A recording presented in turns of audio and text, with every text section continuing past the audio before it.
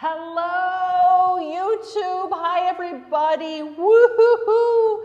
That's right, it's Stephanie, and I have my greens galore today because we're making charmoula. What is charmoula? Well, it's charmoula or charmoula. But these are two of the most important ingredients, and I'm going to keep talking while I keep twisting these because this recipe is really easy. And I want to talk to you about two of these main ingredients. In my left hand today is not my favorite herb, but it's one of the ingredients in this recipe. And this is in my right hand. It looks similar, but it's actually different. So here we have parsley. Look, chefs, if you can, I always recommend getting flat leaf or Italian parsley. But, and I promised I was a cheerleader for 1 year, but then I quit. So here we're using, some people call it coriander, but I call it cilantro because I'm from North America. But it's the same thing, but you want to get them fresh and have them as, look, this is the main ingredient in charmoula because this is a sauce, it's a marinated in charmoula. Where is it from? Well, it's from Northern Africa. And I'm telling you, it's the most versatile and the most amazing sauce you probably never heard of. That's right. Why? Because around the world, a lot of times when you think green, you think parsley, what do you think? Pesto. Maybe even you think green and you think basil pesto. But I'm telling you, this charmoula is something once you have it, you will never want to live without it. There's no respect for charmoula. I should be playing the Rolling Stones, can't get no respect, but I can't get no satisfaction. I don't know. Anyway, I'm not a singer. I'm the chef. But we're talking today about, these are two principal ingredients. So the flat leaf parsley and the coriander. One of the differences when you're making this, again, this is a sauce or this is a marinade. But the difference is when you're using the parsley, you always want to make sure that you take the stems off, okay? So we're really looking forward, chefs, to just using these bits of parsley, the leaves. That's the stuff that has all the flavor, and that's going to create the greatest texture in this dish. Because this is a big, bold, rich, green, very flavorful sauce and marinade. Once again, so I have all the stemmed already, so this is all of our lovely parsley. Now, one of the most amazing things about my cilantro or my coriander is, guess what? You don't have to destem it, that's right. Believe it or not, in cilantro, the stems actually have not only as much flavor as the leaves, but actually more. That's right. You actually have more flavor in the stems. So that's why if you ever go to a Mexican restaurant and you see like on the salsa bar, they have all the chopped cilantro or coriander and they have lots of stems. I used to think the chefs were being lazy and they were being cheap by keeping all that in there, but believe it or not, that's where all the flavor lies. So don't be afraid to leave all your stems in there, but you still want to have, it still is really chunky, and I'm going to show you how to get this into a nice marinade. All right, so now, what are the other ingredients? Oh, I made such a mess down here. Okay, what are the other ingredients in the charmoula? Okay, well again, charmoula, I mentioned to you. So we have the Italian or flat leaf parsley and the cilantro. Now we are going to be mixing these. The best thing, chefs, is to make this in a food processor. And I'll tell you, if you make this in a blender, it's going to overprocess. We're looking for a really nice chunky consistency, and I'm going to show it to you here. We are going to mix this up. So get a food processor. If you don't have one, they're very, very inexpensive. And I'm going to show you how to make this so easily. So we're going to be putting in all of my cilantro. So now I'm going to show you 3 different ways after we make this how you can use this. But in the meantime, literally this marinade, traditionally it was used on fish. It was also used on chicken. Typically it was used, you know, for animal proteins. But now, today, look at all that fantastic parsley. Today we're going to be putting it on tofu. We're going to be putting some in some potatoes. And we're also going to be using some in like a frittata. Now in here, look, the recipe does call for 2 to 3 garlic cloves. So I am doubling the recipe here because this is so delicious. Look, it's your choice, chefs. These are raw. You definitely want to use as much or as little as you like. If you're not that big of a fan of garlic, go ahead and you can back off on this. But I'm a garlic fiend. It is one of the primary ingredients in this recipe. Now, in addition to that, we're going to be using we have lemon juice for a nice acid, and then we have a nice high-grade olive oil. Now here's where we do have not tons and tons of spices, but there are two primary spices. Here, I'll talk to you. Two primary spices that are really integral to this dish. And the first one is cumin. Because remember, so while I mentioned to you, so this charmoula really hails from the country of Morocco. You know, I've been to Morocco, and this was something that I learned this recipe. Almost every North African country, Libya, Algeria, even over into Egypt, they all have their own version of charmoula, but Morocco is where it started, and this is the classic one. So we do use cumin. But I will tell you, it's really important that you grind this fresh. So you want to get cumin seeds. Don't be lazy and buy it pre-ground. Because chefs, when you go and you buy pre-ground spices, there are a couple of spices that I never buy pre-ground. One is cumin, two is nutmeg, and really the third is ginger. So those are the three spices that I always, always, always will buy fresh if I can. You know, or actually, when I say fresh, you want to buy in the whole form, and then you want to actually grind them, because think of it like as coffee. You know, look, in a perfect world, we oftentimes will buy pre-ground coffee. But for those of you who are real coffee lovers and coffee connoisseurs, you probably, or maybe buy whole beans, and then you grind them at home. Why is that? That's to create as much freshness and have as much flavor intensity in whatever you're using. So if you're taking the time to make this delicious marinade, why don't you use the best possible ingredients? It doesn't cost more. It takes a little more time. Again, oftentimes it costs less. Now, I also recommend only grind what you're going to be using in the next, week or 2 or 3 weeks. If you want to, you can grind it and then keep it in the fridge or freezer.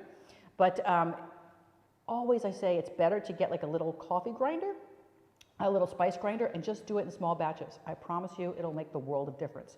Like I said, don't be lazy and buy pre-ground cumin. Okay, I'm off my soapbox now. All right, so now we're putting in all of this delicious cumin. Yum. And then we're getting a little bit of color here from some sweet paprika. Now, I have had students in the past that get a little confused. So we call this paprika. It's also known as sweet paprika. It's the same thing. I just want to clarify, it's not spicy paprika. There are typically three kinds of paprika. There's sweet, there's spicy, and then there's smoked. So those are once again, the 3 typical ones. So I'll go over it again: sweet, spicy, and smoked.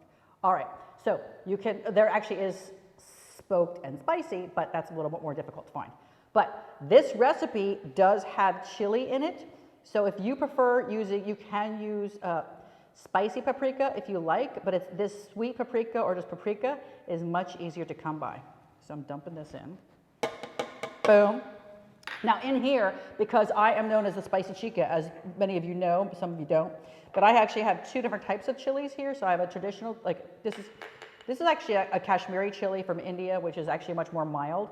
And this is a chili powder that I ground up, which is much hotter. So I love to layer chilies to get a really more unique flavor profile. You'll hear me saying that over and over again. It's one of my favorite sayings, to layer flavors to really get some different notes. It's imagine like if you ever play the piano, I don't play the piano, but if you play the piano, if you hear one note, bang, bang, bang, bang, okay, that's one note. But think about it, when you're using different flavors, and when you're layering flavors, it's like playing multiple musical notes. So you're getting more, we're getting more going on in our mind. It's creating more of a different layer in the flavors, and it's really going to be giving our brain a better overall experience. So there you go. And it also looks cool. Okay, so I have my 2 different chilies in here. Now you can, again, amp up as much as you like, do a ton of them, or you can leave it out if you are a spice scaredy cat. I was going to say wimp, but I won't say that. Okay, so now the last ingredient we're going to do is we are going to salt this. We're going to give a bunch of salt of this, and then I'm going to start blending this and making lots of noise, because isn't noise fun to make? Yeah. And then I'm just going to pulse this. And now I'm going to start adding my lemon juice, and then I'm going to drizzle in my oil.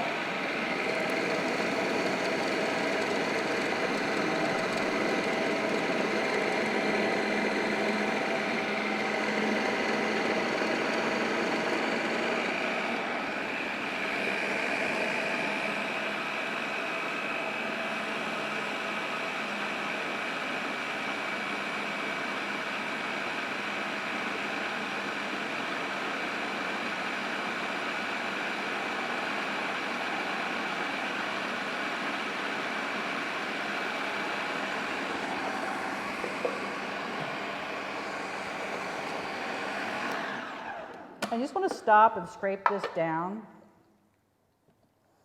And I did put so much paprika in here because I love the color and I love the heat.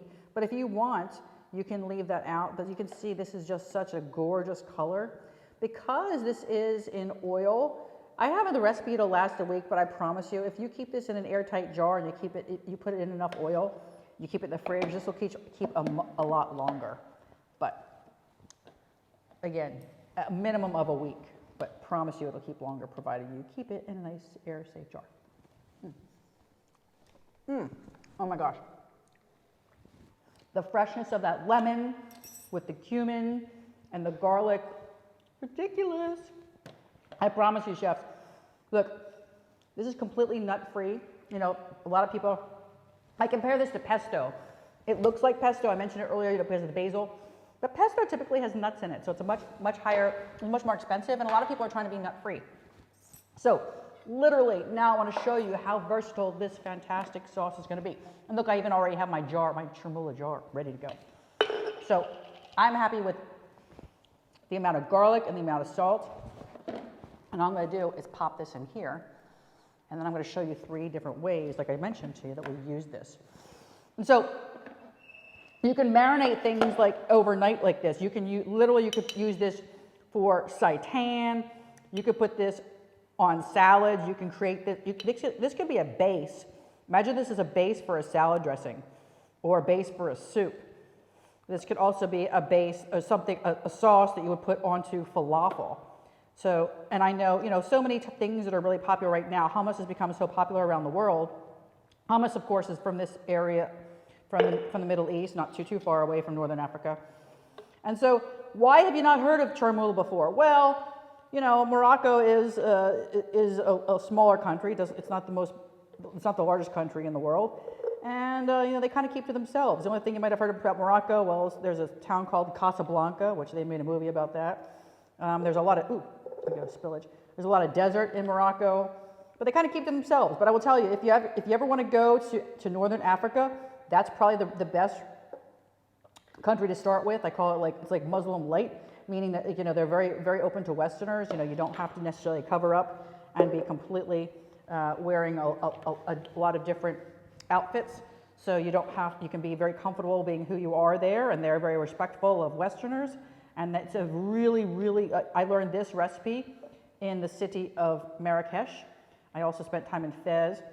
And it's just an incredible community. So, like I mentioned, you know, they do have a lot of sea, so that's why they use this for a lot of fish marinade. But also, of course, they're very, like many other countries in the world, they're very meat-based as well. So, it's a very diverse marinade. Now, I'm going to show you all the different ways that we can use it. So, this is something that, you know, years ago, many people have said that this Charmoula is, like I said, this is definitely the most underutilized sauce I've ever seen. But it's not too spicy. It's very aromatic. You can make it more garlicky. You can make it more spicy. You can literally tailor it to your style and what you like. And again, the sky is the limit in terms of what you can marinate. So, but I'm going to show you, right now we're going to go show you 3 ways of things that you can use for this.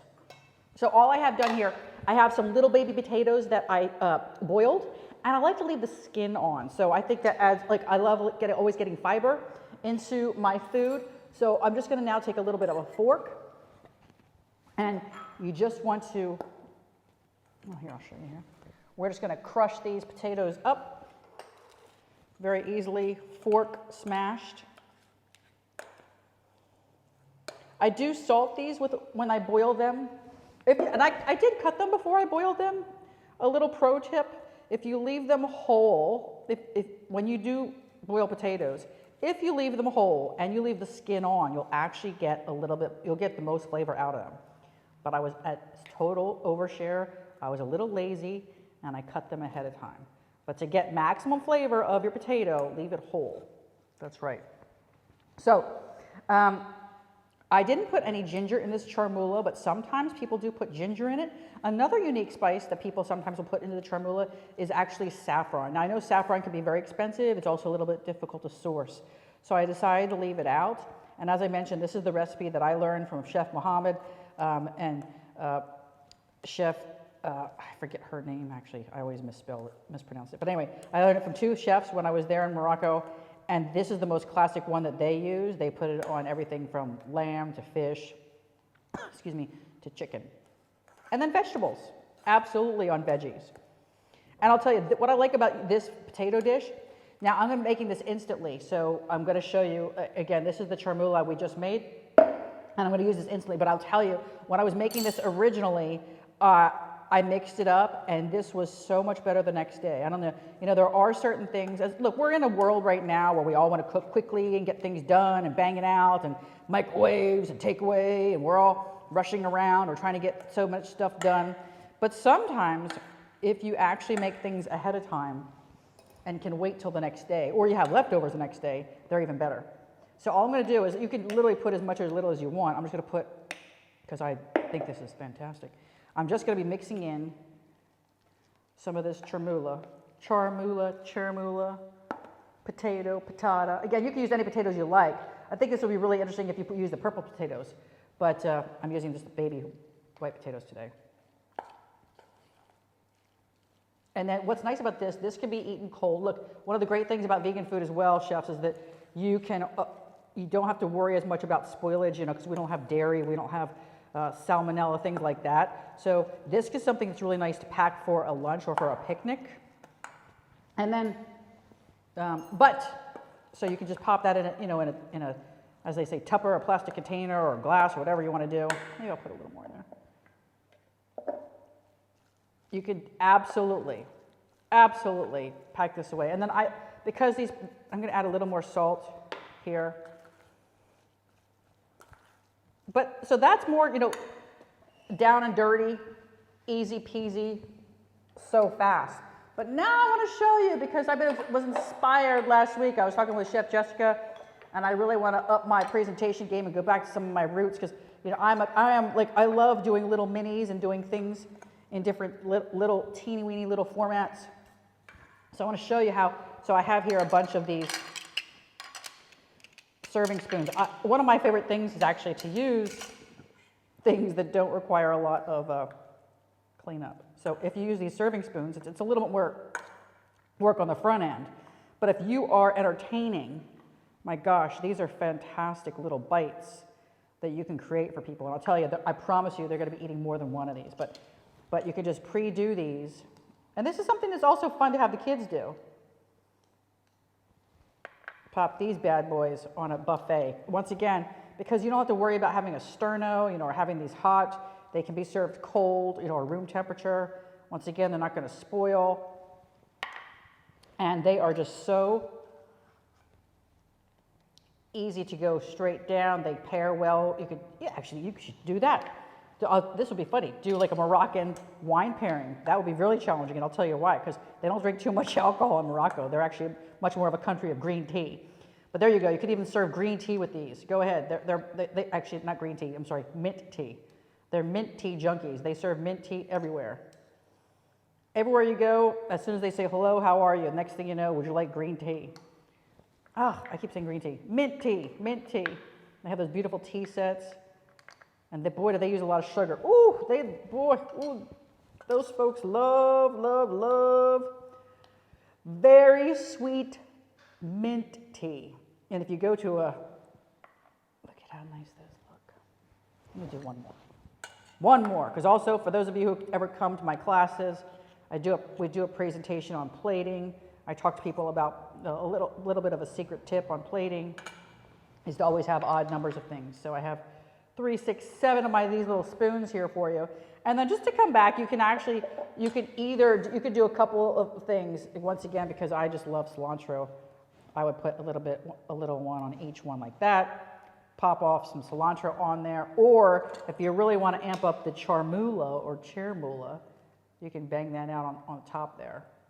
But actually, I think the cilantro really makes it pop. A little bit of the fresh green. Or you can pop on some chilies. Now, some people I know, I use the dried chili powder. It's much easier to get. But if you want to use fresh chilies, that's actually very common as well. So it's totally your choice. how you do that. So there you go. We have our potatoes and charmoula. That's number one. Now another something, another way, because I promised you, remember I promised you 3 ways. Now we're going to some tofu. Oh, hi, Kelly. Oh, thank you. You say it's gorgeous. Thank you so much. Good. Kelly's my sister's name. So number 2 way is tofu. That's right. So all you want to do is take your favorite tofu, make sure you press it. That's the key. You don't need to buy a fancy tofu press. You know, I see people asking online all the time. They say, what kind of tofu press do I need? You don't need a tofu press. All you need is a knife to cut open your tofu and literally just drain out the water and then get a weight. And I'll tell you what we use here. We have these mortars and pestles, and these are really, really heavy. So use something like this. You can literally use something canned. Heck, anything heavy in your house or your kitchen, just use that. You don't need a tofu press. I was talking with a student last night, and he was saying from Wisconsin, and he said, I just don't have the big of a kitchen. It's about storage. It's not about the money. And I said, I totally get that. We don't want to have, you know, we do have a lot of space here. We're very, very blessed here in the kitchen. But a lot of people don't have as much space. So press your tofu, boom. And then after you press it, you want to cut your tofu into whatever size cube you like. So your choice. And then stick it in this charmoula marinade overnight. Put it in a zippy or in a glass or plastic container and let it marinate overnight. That way it's going to really let all this deliciousness, all these fantastic spices infuse and get in there. Remember, we want to get all these delicious flavors in there, yay. Okay, so after you marinate it overnight, then just turn on your oven, and then the secret to getting these a little bit on the crispy side is either adding cornstarch or rice flour. Now I know we did a demo with both, and they both come out really nice and crispy.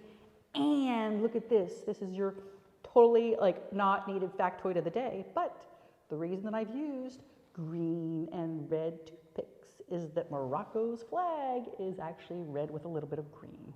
So there's one of your fun facts for today. So tonight at the dinner table, when someone says, what did you learn today? You could say, I know what color the Moroccan flag is, red and green. Okay, so you just bake these puppies up. Once again, these actually can be eaten hot or cold as well. So they're absolutely, so look at how cute and small those are. All of the marinade stays on there, and they're really nice and crispy. That's right. Delicious. And last but not least,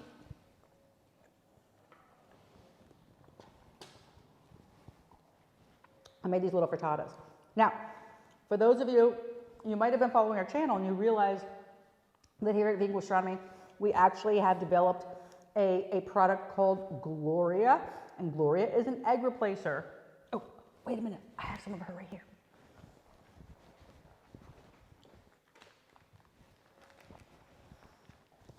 Gloria is a completely allergy-free and of course vegan, plant-based product to replace eggs, the taste of eggs, not the function, but the taste of eggs. So we make all kinds of things like omelets and quiches and frittatas. And for those of you who know the product, you know that it is very easy to use. I just mixed it up, and then all I did was I added a little bit of the charmoula into the batter. And then I just baked these in the oven. So these, once again, are cute, teeny weeny little itty bitty mini frittatas, mini frittatas with the charmoula, yes. So now let me get, oh, where's my spoon? Oh, I'm such a messy Marvin. So once again, I would put a little bit on here. Actually, if you want, you could even pop on some sriracha. If you want even some other color, that would actually be, the sriracha would be wonderful. You know why? Because that would indicate, once again, the red of Morocco, and you have the green charmoula, but we have the red going on in terms of the paprika that we put in the sauce. So literally, not only does this dish or this marinade hail from Morocco, but it embraces the actual colors of Morocco. So here, all right, I put a little bit of the charmoula on top of these bad boys, and you know what? Just because I don't want to get accused of being like, you know, like anti-parsley, I'm going to put some parsley on top of here, although I'm a cilantro girl. Also, fun fact, okay, chef, so when you are cooking for people, about 10% of the population hates cilantro. That's right. We don't know why, but it just is. Those people think cilantro or coriander tastes like soap. That's right. So if you're, ooh, stuck in my hand. If you're one of those people, you're going, yeah, it tastes like soap. I don't know what it is, but it's actually an enzyme. It's just how you're wired. And so some people think that the cilantro tastes like soap, and so they hate it. So if you are one of those people, I feel sorry for you. But maybe you can overcome it. I actually have a friend who overcame it. You know, she loved the taste of it, but it tasted like soap. She actually did overcome it. You know, because cilantro or coriander is in so many cuisines around the world. Like here, it's in, of course, a Moroccan food. But we know it's also so popular in Mexican cuisine, Southeast Asian cuisine. My God, you know, it's used almost all the time in Thai cuisine. So it is so versatile. So here we have our little frittatas with the charmoula and the Italian parsley. So I encourage you, if you've never made the charmoula, you saw how easy it was, literally. I'm going to review the ingredients. Going back to the top of it, we have parsley, we have coriander or cilantro. Everybody has olive oil. Lemons are everywhere. Get some cumin. Get out some fresh garlic. Don't use powdered garlic. And don't use those garlic cloves that you buy in the jar. No, no, no. You have to use fresh garlic cloves, not that crap that you buy that's already pre-peeled. Always use fresh. And then your oil, salt, your cumin. Make sure you grind your cumin. Do not buy it pre-ground. And then your hot peppers. And then, of course, good old salt. And try it different ways. I would love to see. Look, you can make the frittatas. These are really easy and fun. Once again, great for a picnic. You can make, I would love to see if anybody is going to make the tofu. And of course, we also have the potato salad with a charmoula. But if you do decide to make the charmoula, I'm curious, please let me know in the comments below. Tell me, how did you use it? Maybe you made charmoula ice cream. Ooh. Or, you know, put this on, you know, like, this will be great. I know avocado toast is so popular, but imagine slathering on like a little spritz of this on your avocado toast. Incredible. So the sky's the limit. Thank you for watching. Come back next week. Next week, I'm not going to be doing a Moroccan dish, and next week's dish is not going to have cilantro in it, but it is going to have some other green stuff. So thank you so much for watching. I appreciate all of your comments. We love having our subscribers. If you're one of the few people who's watching who hasn't subscribed, please hit subscribe below. We always want to make sure that you get updates as to when we're on live. I'm always live on Tuesdays at 1 p.m. Eastern European time. Tomorrow, Chef Jessica is always here on Wednesday mornings at 10. And make sure you catch her because she always has sweet treats to amaze. Tomorrow, you're not going to want to miss it. It is outstanding. But come back next week. For those of you who are here in Greece, happy Easter. This week is Easter. And for those of you around the world who aren't, keep watching, keep trying new things, keep sharing, and we'll see you next week. Bye-bye.